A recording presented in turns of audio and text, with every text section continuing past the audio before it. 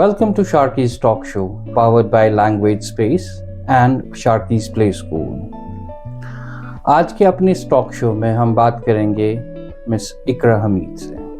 कुछ लोग होते हैं जिनके अंदर बहुत टैलेंट भरा होता है और कुछ लोग होते हैं जो मल्टी टैलेंटेड होते हैं। आज की जो हमारी गेस्ट हैं वो एक मल्टी टैलेंटेड पर्सनैलिटी हैं, जो कि एक ऑथर भी हैं, जो कि एक एक्सपर्ट शेफ भी हैं, एक यूट्यूबर है एंड साथ के साथ एक एंटरप्रेन्योर भी हैं। So today let's welcome miss Iqra Hameed on Sharky's Talk Show. Assalamu alaikum everyone, and thank you so much sir for having me on your first podcast. Pleasure is completely ours.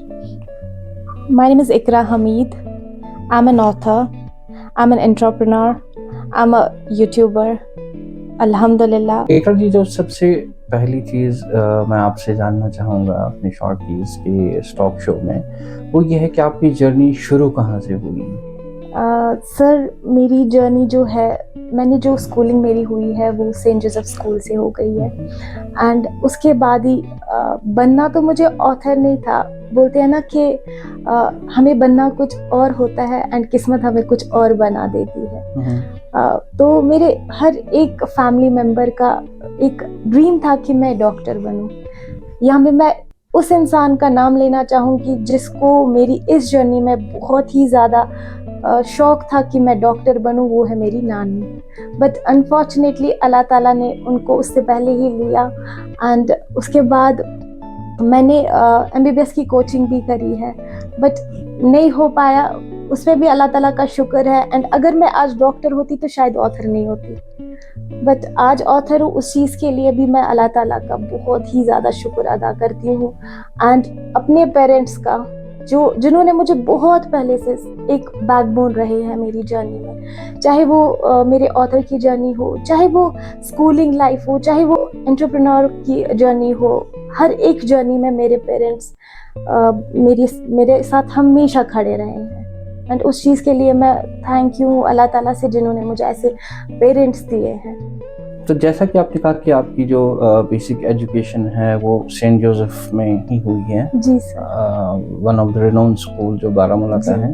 लेकिन हमारी पढ़ाई नहीं हुई है, हमारी तो धुलाई हुई है। जी जब हम पढ़ा करते थे, जी, स्पेशली जब हमारा टाइम था पढ़ने का, तो वो एक ऐसा टाइम था जब टीचर को देख के हमें ना डर जैसा फील होता था हमेशा कि ये टीचर आएंगे, आज होमवर्क चेक करेंगे। तो क्या कभी ऐसा आपके साथ भी हुआ है स्कूल में? जी सर, ऐसा हुआ है कि जब भी हमारे स्कूल में पढ़ाते थे, सिस्टर जॉफी पढ़ाती थी सेंट जोसेफ में इंग्लिश, हमें सर तुफेल थे, तो जो ही हम उन्हें देखते थे बहुत ही डर लगा रहता था कि आज ये काम है। या प्रिंसिपल, एज कम्पेयर टू आप आज देखिए, आज टीचर स्टूडेंट में एक फ्रेंडशिप रहता है, तब भी ये फ्रेंडशिप का माहौल नहीं था।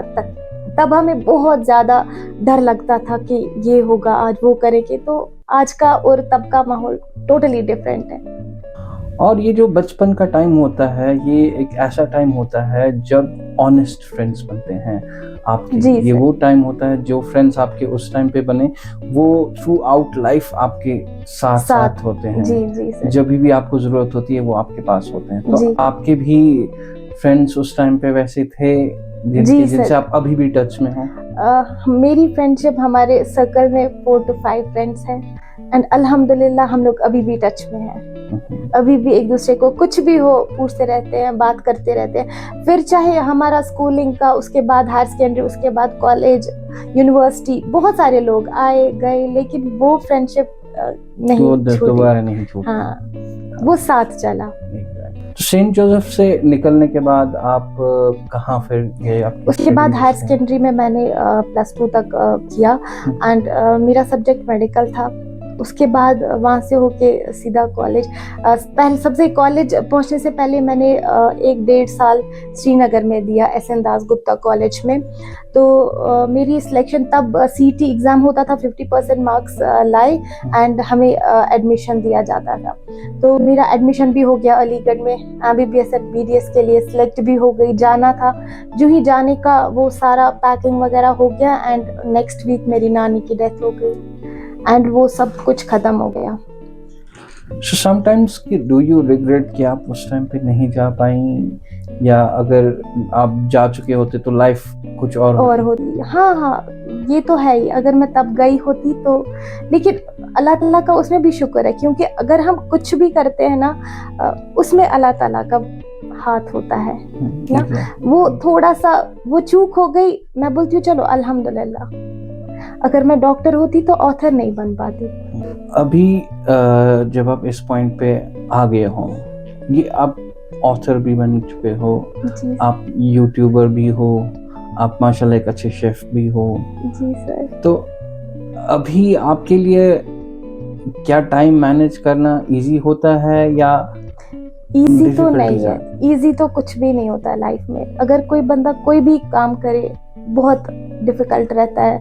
हर एक की जर्नी बहुत ही डिफिकल्ट रहती है, बहुत ही स्ट्रगल्स करने पड़ते हैं। मैं एक यूट्यूब चैनल भी चला रही हूँ, मैं स्कूल टीचर भी हूँ, मैं यहाँ पे राइटर भी हूँ, लिख भी रही हूँ, एक मदर भी हूँ अल्हम्दुलिल्लाह। एंड ये सब चलाना बहुत ही मुश्किल का काम है, लेकिन टाइम मैनेज करना अल्हम्दुलिल्लाह। मैंने आपको सबसे पहले बोला कि जिनके पेरेंट्स सपोर्टिव हो, मेरे पेरेंट्स अल्हम्दुलिल्लाह एजुकेशन बैकग्राउंड से है, तो उनका बहुत बड़ा हाथ है इस चीज़ में। मैं कुछ भी चाहूँ लाइफ में, बोलती हूँ, मैं डिस्कस अपने पेरेंट्स के साथ करती हूँ, and they are always there कि आप चलो आगे, हम साथ साथ हैं। मेरे हस्बैंड अल्हम्दुलिल्लाह हर एक फील्ड में मुझे बोलते हैं कि मैं, कभी वो संभालते हैं बेबी को, कभी मेरे घर वाले, कभी मेरे इन लॉज, कभी मैं खुद। तो ऐसे ऐसे करके आगे आगे लाइफ चलती जा रही है। एज एन ऑथर, जो अपनी बुक लिखी है tale of a caged soul, मैं उस बुक को देख रहा था, उस बुक को मैंने पढ़ा जहाँ पे एक बच्चे की जर्नी आपने दिखाई है, who is caught between the conflict of her parents। तो ये इंस्पिरेशन कहाँ से मिली आपको, ये ऐसा लिखने की? क्या ऐसा कोई रियल लाइफ सिनेरियो आपने देखा किसी की जर्नी को उसमें? आप देखिएगा सर कि जब भी हम कहीं भी जाते हैं, हम लोग चाहे बैठे होते हैं, कुछ ना कुछ ऑब्जर्व करते ही रहते हैं। मैं जहाँ भी जाऊँ, कुछ भी करूँ, मेरा ये रहता है कि मेरे दिमाग में उसी टाइम आता है, इस पे ऐसा थॉट अच्छा बनेगा, इस पे ये वाला पैराग्राफ बनाऊंगी, तो ये सारा। तो ये जो बुक मैंने लिखी है, ये है एक फिक्शन ही, तो मैं लेके चले आप, मैंने ये सब कुछ देखा भी है, जिसको मैंने एक पाइल अप करके एक बुक बनाई है। होता है जो, जैसे आपने पढ़ा होगा मेरी बुक में कि कैसे एक लड़की अपनी चाइल्डहुड, फिर मैरिज, फिर सफरिंग्स में उसने क्या कुछ नहीं देखा होता है। वो हमेशा खुद से यही क्वेश्चन कर रही होती है कि मैं हमेशा क्यों इस चीज में पिसती हूँ, उसमें भी इसमें भी। तो इस बारे में है ये। इकरा जी, अभी क्योंकि आप, जैसे मैं इनिशियली में मैंने बताया, आप मल्टी टैलेंटेड पर्सनालिटी जी, जहाँ पे आप एक ऑथर भी हो, एक यूट्यूबर भी हो, एक एंटरप्रेन्योर भी हो। जी। सो शादी के बाद स्पेशली एक लड़के के लिए थोड़ा सा डिफिकल्ट होता है मैनेज करना। सो हाउ इज इट कि आप इतना सब कुछ मैनेज शादी के बाद भी कर लेते हो? सर मैं आपको यहाँ पे बताना चाहूँगी, ये सब चीज़ें भी मैं लेकर तभी चलती हूँ जब मेरे इन लॉज सपोर्टिव है। मैं आपको ये फ्रेंकली ये बात बोलना चाहूँगी, मैंने यूट्यूब चैनल बहुत पहले खोला हुआ था, बट यूज़ नहीं कर रही थी मैं उसका। तो मैंने जब यूट्यूब स्टार्ट किया, उसमें मेरी मदर इन लॉ का बहुत बड़ा हाथ है। मुझे तब भी याद है जब मैंने स्टार्ट किया, एंड शी वाज लाइक कि आप करो, आपको कौन से काम करने हैं घर के, मैं संभालूंगी बाकी सब कुछ, आप चलाओ, मैं आपकी चैनल में हेल्प करूंगी, हम मिलके वीडियोस बनाएंगे। तो ऐसा माहौल है मेरे इन लॉज के घर में, बहुत सपोर्टिव है अल्हम्दुलिल्लाह। मेरे फादर इन लॉ, मेरी मदर इन लॉ बहुत ज़्यादा एकदम मेरे मामा पापा जैसे है। जैसे मेरे मामा पापा ने मुझे सपोर्ट किया, ऐसे इन लोगों ने मुझे आफ्टर मैरिज सपोर्ट किया है। तो मैं उस चीज़ के लिए अल्लाह ताला का बहुत ही ज़्यादा शुक्रिया अदा करती हूँ, जिन्होंने मुझे ऐसे माँ बाप भेजे। माशाल्लाह। तो ये तो रही एज एन ऑथर आपकी जर्नी बहुत बढ़िया थी, आपकी बुक मैंने पढ़ी, बहुत अच्छी थी। अब आते हैं आपकी एंटरप्रेन्योरशिप जर्नी पे। तो ये इंस्पिरेशन आपको कहाँ से मिली? आप जो ब्यूटी प्रोडक्ट्स वगैरह जो बनाती हैं, इसके लिए आपको इंस्पिरेशन कहाँ से मिली? जो ही मैं लेके चलिए आप 7th 8th क्लास में थी तो मेरी नानी कुछ भी होता था, किसी को इसको ये वाली दवाई बना के दो, इसको ये वाली दवाई बना के, घर पे ही किसी के बाल निकल रहे हैं इसके लिए ये ऑयल बनाऊंगी। तो ये सब चीजें देख के उसके बाद मेरी मम्मा ने भी अपनी मम्मा से सीखा है, तो ये लेके चलिए आप, ये चल रहा है आगे। ये मेरी नानी की वजह से बिजनेस मेरा स्टार्ट हुआ है, उसके बाद मेरी मम्मा हेल्प करी है एंड अभी मैं इसको आगे लेके जा रही हूँ। कुछ भी हो, जैसे हमारे बिजनेस में मेरे products, I mostly skin care में मैं हेयर के रिलेटेड प्रोडक्ट्स बनाती हूँ, स्किन केयर रिलेटेड, और सब प्योर होते हैं, घरेलू नुस्खे, जड़ी बूटियों से बने हुए ऐसे। तो ये मेरी नानी का इसमें बहुत बड़ा हाथ है। क्या इसमें हमारे लिए भी कोई नुस्खा होगा? जी जरूर। हाँ, क्योंकि हमें भी चाहिए, हमें भी स्किन केयर की तरफ स्पेशली बॉयज तो ज्यादा ध्यान नहीं देते हैं, बट देना चाहिए। जी वो तो है, ये तो है, ये होना चाहिए, स्किन केयर मस्ट है। अच्छा, आपका जो एक ये है वो स्किन केयर का है जी, दूसरा कुकरी का है जी। तो कभी कभी ऐसा नहीं लगता आपको कि इंग्रेडिएंट्स मिक्स तो नहीं होंगे कभी? नहीं, ऐसा नहीं, ऐसा नहीं है। जो मेरा बिजनेस का सारा है वो मैंने सब कुछ एकदम अलग से रखा हुआ है। एंड यूट्यूब का जो लेके चले आप, मैंने यूट्यूब चैनल स्टार्ट किया एंड सब लोग तब से बोल रहे हैं कि जहाँ भी जाओ हमारे लिए क्या बनाया, हमारे लिए हमें क्या खिलाने वाली हो। इवन मैं आज स्कूल में हूँ तो सब लोग बोलते हैं, मेरे टीचर्स, मेरे कोलीग्स जो भी साथ में, इकरा मैम हमें बोले बिरयानी कब खिलाने वाली हो, वो कब के, तो अच्छा लगता है। और मुझे बहुत ही अच्छा लगता है, मैं कुछ भी पकाऊं, मैं खुद चाहे ना खाऊं, बिकॉज मैं फूडी नहीं हूँ। मैं बहुत खाना भी लेके चले बहुत कम खाती हूँ, मैं बिल्कुल फूडी नहीं हूँ, लेकिन अंदर से वो सेटिस्फेक्शन मिलती है जब मेरे हाथ का बना हुआ लोग खाते हैं, मेरे पेरेंट्स, मेरे रिलेटिव्स। तो मुझे बहुत अच्छा लगता है दूसरों को खिलाना, दूसरों का केयर करना, दूसरों की हेल्प करना, मुझे वो इनर सेटिस्फेक्शन मिलता है इस चीज से। तो एज अ यूट्यूबर जब आप वीडियोस बनाते हो जी, सो आपका टारगेट ऑडियंस क्या है, तक आप किस पर्पस पे बनाते हो? मेरा है कुकिंग का चैनल। अभी मैं ट्रैवलिंग में भी उसका जो भी वीडियोस है वो भी अपलोड, आप लेके चलो, ऑलराउंडर वीडियोस मैं उसमें डाल रही हूँ। ज़रूरी नहीं कि मैं कुकिंग कर रही हूँ तो कुकिंग का ही डालूँ, जैसे फैमिली फंक्शंस हुए तो डाल दिया। मेरा मेन मोटिव उसमें भी है कि अगर एक वुमेन घर पे बैठी हुई है, नो डाउट उसने पढ़ा है नहीं पढ़ा है, कोई बिजनेस कर रही है नहीं कर रही है, कुछ भी नहीं, एक हाउसवाइफ ही है, लेकिन हाउसवाइफ भी तो एक जॉब ही है।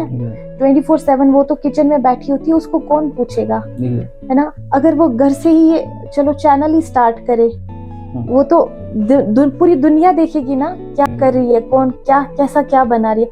वो तो दिन रात बना रही होती है घर वालों के लिए, गेस्ट्स आते रहते हैं उनके लिए, लेकिन उसको कभी एप्रिसिएशन नहीं मिलता है, वो चीज कभी नोटिस नहीं की जाती है। वो लगी है किचन में, वो लगी है। अगर वो, मेरा ये रहता है कि अगर मेरी वीडियो किसी भी एक बंदी तक, उस लड़की तक पहुंचे जो दिल में ही बोले कि मैं ये स्टार्ट करूंगी, मैं भी करूंगी, वो मेरे लिए बहुत बड़ी बात है, वो मेरे लिए बिगेस्ट अचीवमेंट है।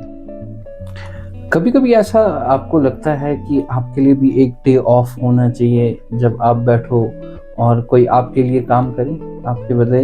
नहीं, ऐसा मैंने ऐसा कभी नहीं सोचा है। मुझे काम करना बहुत अच्छा लगता है, लेकिन ऐसा है कि पैम्परिंग डे तो मिलता ही नहीं। तो वो मेरा पैम्परिंग डे होता है जब मेरी मम्मा बोलती है कि आज आप बैठो, आप थक गए दिन भर काम करते, स्कूल में भी, उसके बाद घर आओ, फिर यूट्यूब वीडियो शूट करो एंड फिर पढ़ो। क्योंकि जब भी मैं शाम को बैठी होती हूँ, मेरा ये रहता है कोट्स लिखूं, कुछ ना कुछ, मे बी इंशाल्लाह ताला फ्यूचर में मैं एक ऐसी बुक लेकर आऊं जो घर घर तक पहुंचे। इंशाल्लाह मैं उस पे काम कर रही हूँ, लिख रही हूँ मैं, एंड मैं चाहती हूँ सारे जो हमारी जो ऑडियंस है सब टारगेट हो उसमें, वो सबका वो हिट हो पॉइंट कि ना ये बुक जरूरी है पढ़नी, क्योंकि इंशाल्लाह ताला उसका नाम भी वैसा ही होगा। इकरा जी, जैसे आपने अभी कहा कि आप जो वीडियो बनाती हैं या उनके लिए भी बनाती हैं जो घर पे वुमेन हैं, जो घर पे काम करती हैं, जिनकी मेहनत को कोई नोटिस नहीं करता। जी सर। तो ऐसी वुमेन जो कि पढ़ी लिखी हैं, घर पे बैठी हुई हैं, या जो नहीं पढ़ी लिखी हैं वो भी घर पे बैठी हुई हैं और घर का काम कर रही हैं, वो चाहती हैं, उनके अंदर वो होप Skills है या होते। स्किल्स हैं कि वो अब उनके अंदर वो टैलेंट है, लेकिन वो अपने उस टैलेंट को दिखा नहीं पाती हैं। जी। तो आप उसके लिए क्या आगे जाके कुछ ऐसा करेंगे जिसकी वजह से उनको भी आगे आने का मौका मिले?